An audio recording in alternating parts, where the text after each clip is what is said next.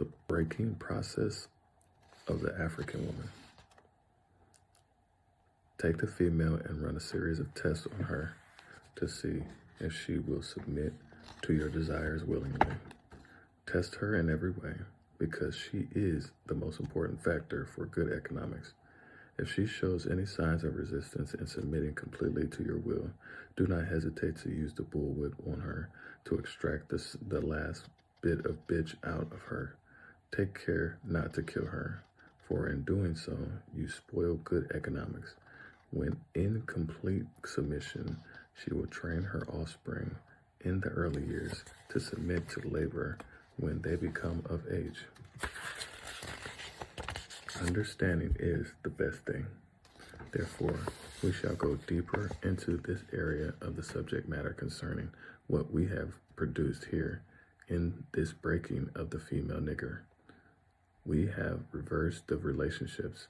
In her natural uncivilized state, she would have a strong dependency on the uncivilized nigger male, and she would have a limited protective dependency toward her independent male offspring and would raise female offspring to be independent like her.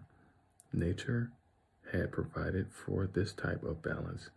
We reverse nature by burning and pulling one civilized nigger apart and bullwhipping the other to the point of death, all in her presence. By her being left alone, unprotected, with the male image destroyed, the ordeal caused her to move from her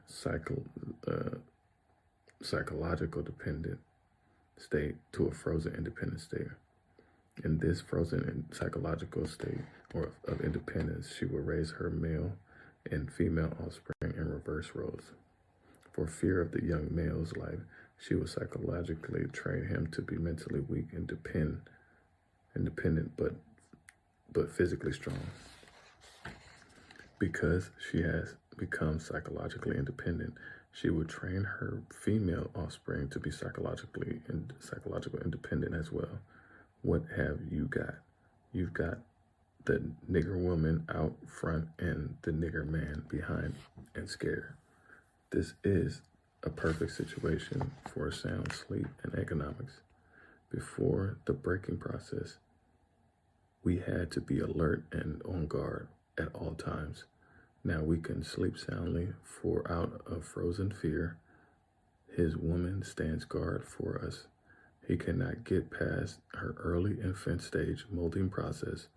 He is a good tool, now ready to be tied to a horse at a tender age.